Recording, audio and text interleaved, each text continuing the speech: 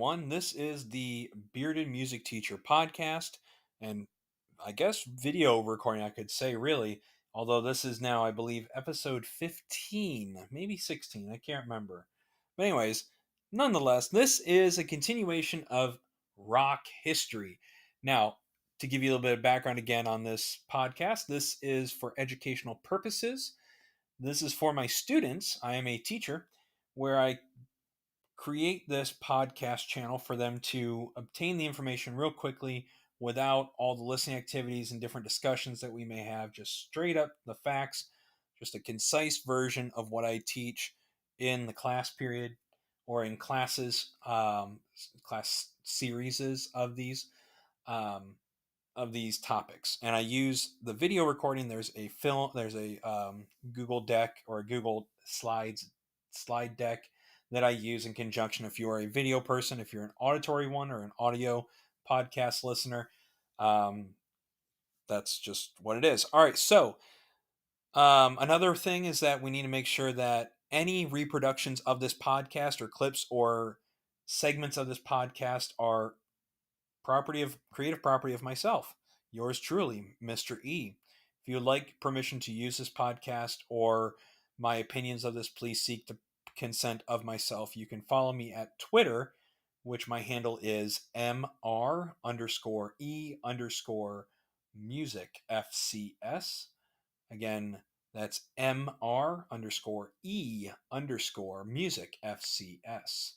Now, let's go ahead and get to the topic at hand. This episode is talking about this really, I feel, is a really awkward time in music for rock history in the early parts of rock history because things just kind of are weird. And I call this the second wave and soul and surf music. Yeah, it's really weird. Again, it's like, huh? So, what we have to do, the first topic we have to address is this idea of the Brill Building and the Adoln offices. Now, the Brill Building and the Adoln offices are very, very integral to the development of music in modern day pop and rock. All right. It's very, very, very much tied into the fabric of what the music was, just like Tin Pan Alley was in the 20s, all the way up through, I mean, even now you can say it's Tin Pan Alley esque in certain ways, some music. Same with Brill Building. So the period after the first wave and before the arrival of the Beatles is a source of controversy among rock historians and ethnomusicologists. We want to say that there's a definitive wave of music, but some people say it's also between 59 and 63, a transition period in rock history. Now, the Brill Building, which is one of those big, big things, like I said earlier, is that the Brill Building was kind of like the Tin Pan Alley esque things, where that was like a huge tank of artists or songwriters that would make these songs, that would write these songs, that it just was like a factory of songs, if you will. And the Brill Building is located in Midtown Manhattan, and the Adoln offices, located nearby at 1650 Broadway, were two big locations for the next wave of things to come. And in such a situation, the actual recording artist was not the center of the process. It had be previously, in some cases, where the artist was making the songs, being the singer songwriter.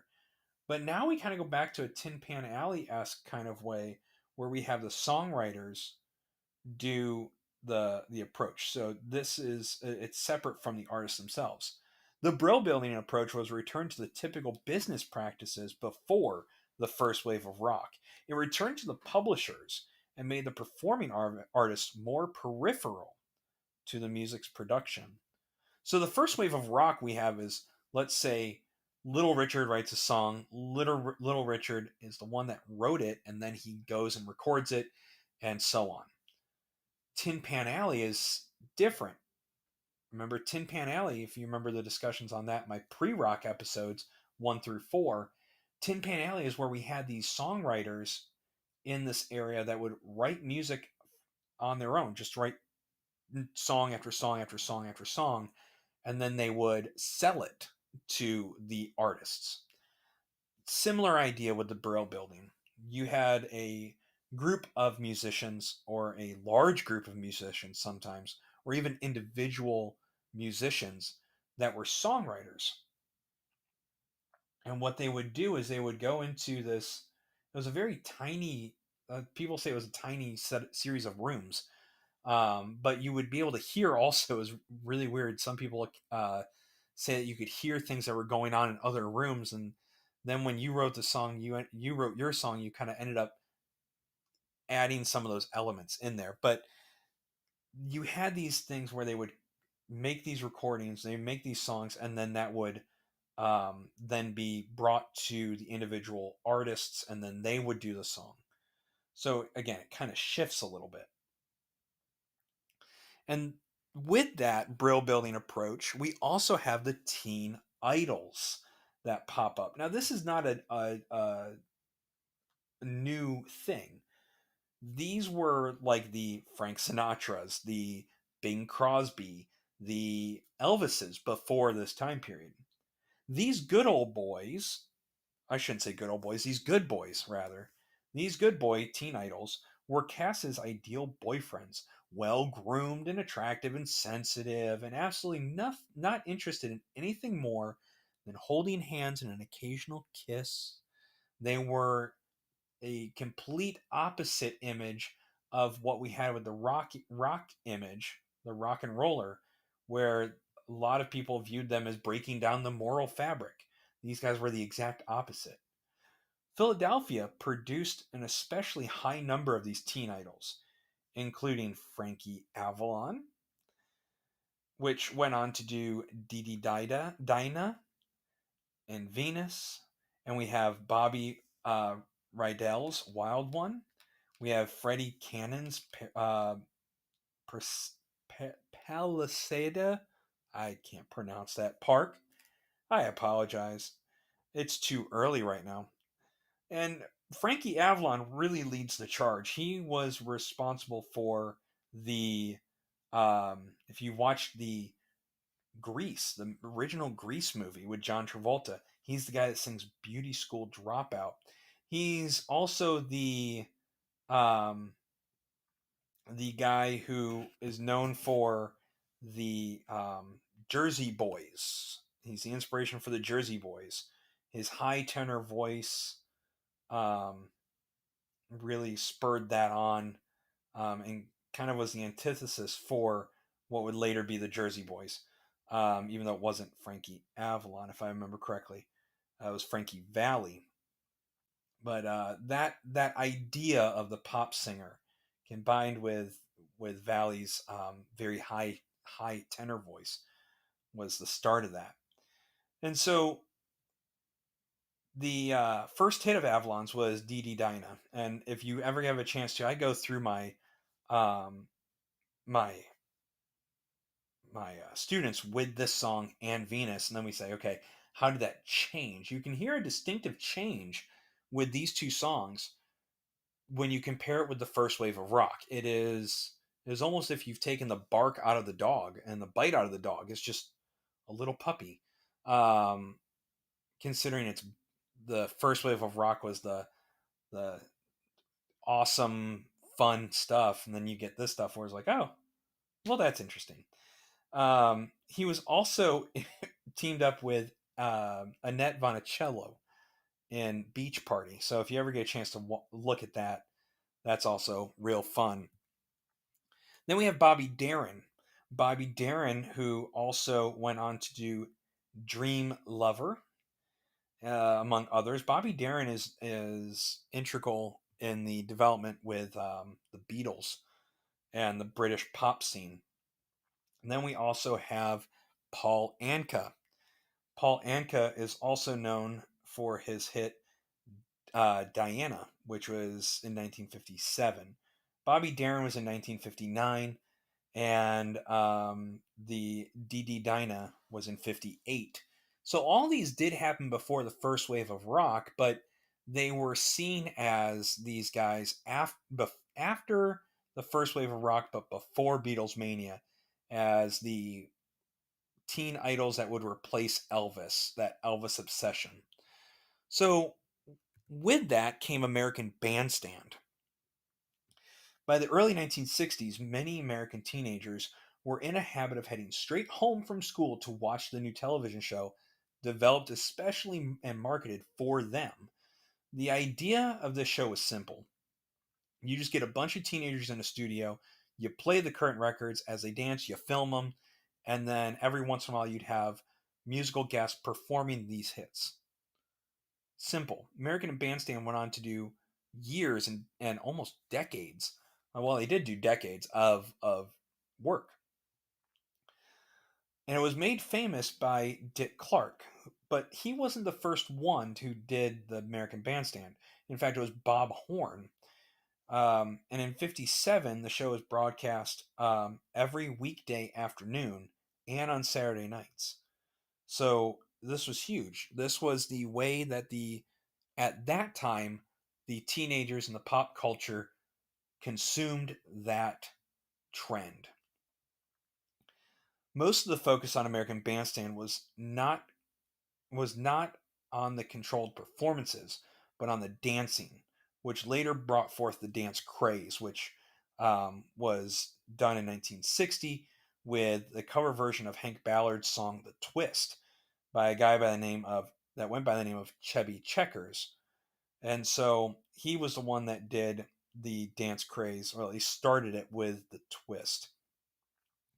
And so in my classroom, I find the Hank Billard version of the song, and then I do the Chubby Checkers version. We actually get up and do the twist if the students are willing. Um, some of them are like, no. Um, I would highly recommend that you look at Chubby Checkers. Let Twist, Let's Twist Again. He tried to capture again and again and again the idea of the dance craze, and he really rode off that. But I would highly recommend that, and also look into the other dance crazes like the Watusi. You have the fly, the fish, the mashed potato, and all these were demonstrated on the American Bandstand. It was almost like a dance tutorial, and these kids ended up using that and gain their image as a teenager. Now, when I was younger, we had TRL, Total Request Live by Carson Daly on MTV. That was like another idea of American Bandstand, if you will, where we counted down the top hits. We had a couple music performances. It would actually go from I think it was like 3 to 5 in the afternoon. I remember distinctly coming home from school and watching that. Another example of this where you would see it in the actual context would be Hairspray the musical. If you look at the movie Hairspray, or if you go see a production done of Hairspray the musical, the main character is directly the two girls, the two ladies, the female leads. They are infatuated with that show that is performed on there.